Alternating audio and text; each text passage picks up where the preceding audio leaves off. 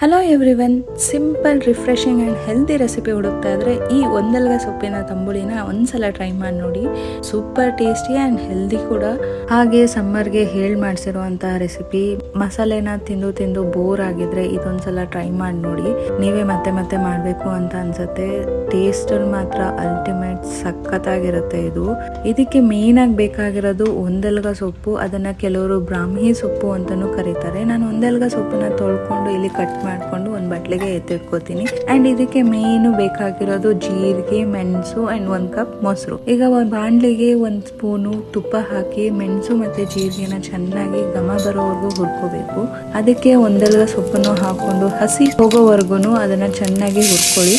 ಅದ್ರದ್ದು ಫ್ಲೇವರು ಬೀಳುತ್ತೆ ಮತ್ತೆ ಹಾಗೆ ಅದ್ರದ್ದು ಹಸಿತನೂ ಹೋಗುತ್ತೆ. ಅದನ್ನ ಕ್ಲೀನಾಗಿ ಹುರ್ಕೊಳ್ಳಿ. ಹಾಗೆ ಮಿಕ್ಸಿಗೆ 1 ಕಪ್ ತೆಂಗಿನಕಾಯಿನ ಹಾಕೊಂಡು ಹುರಿದಿರೋ ಅಂತಹ ಒಂದೆಲ್ಗ ಸೊಪ್ಪನ್ನು ಹಾಕೊಂಡು ಉಪ್ಪು ಹಾಕಿ ಮಿಕ್ಸಿ ಮಾಡ್ಕೊಂಡು ಅದನ್ನ ಮೊದಲಿಗೆ ತರ್ತರಿಯಾಗಿ ರುಬ್ಕೊಳ್ಳಿ. ನಂತರ ಅದಕ್ಕೆ ಮೊಸರು ಹಾಕಿ ನುಣ್ಣಗೆ ಪೇಸ್ಟ್ ರೀತಿ ಮಾಡ್ಕೊಂಡು ಒಂದು ಬಟ್ಲಿಗೆ ಎತ್ಕೊಳ್ಳಿ. ಇಲ್ಲಿಗೆ ಆಲ್ಮೋಸ್ಟ್ ತಂಬುಳಿ ರೆಡಿ ಆಗಿದೆ ಅಂತಾನೆ. ನೆಕ್ಸ್ಟ್ ಒಗ್ಗರಣೆಗೆ 1 ಸ್ಪೂನ್ ತುಪ್ಪ ಹಾಕೊಂಡು ಸಾಸಿವೆ, ಜೀರಿಗೆ, ಉದ್ದಿನಬೇಳೆ, ಕಡಲೆಬೇಳೆ ಹಾಗೆ ಒಣಮೆಣಸಿನಕಾಯಿನ ಹಾಕೊಂಡು ಸ್ವಲ್ಪ ಹುರ್ಕೊಳ್ಳಿ.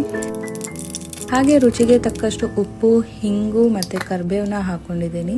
ಹಾಕಿದ ತಕ್ಷಣ ಸ್ಟವ್ನ ಆಫ್ ಮಾಡಿಬಿಡ್ತೀನಿ. ಆಮೇಲೆ ಈ ಒಗ್ಗರಣೆ ತಣ್ಣಗಾಗಿದ ತಕ್ಷಣ ನಾನು ರುಬ್ಬಿಟ್ಕೊಂಡಿರುವಂತಹ ಪೇಸ್ಟಿಗೆ ಒಗ್ಗರಣೆನ ಅದಕ್ಕೆ ಹಾಕೊಂಡು ಚೆನ್ನಾಗಿ ಮಿಕ್ಸ್ ಮಾಡಿದ್ರೆ ತಂಬುಳಿ ರೆಡಿ. ನೋಡಿದ್ರಲ್ಲ ನೀವೇ ಎಷ್ಟು ಈಸಿಯಾಗಿ ಪಟ್ ಅಂತಾನೆ ಮಾಡ್ಕೋಬಹುದು ಅಂತ. ಆ್ಯಂಡ್ ತುಂಬಾನೇ ಹೆಲ್ದಿ ಬೆನಿಫಿಟ್ಸ್ ಇದೆ ಅಂತ ಮೊದಲೇ ಹೇಳಿದೆ.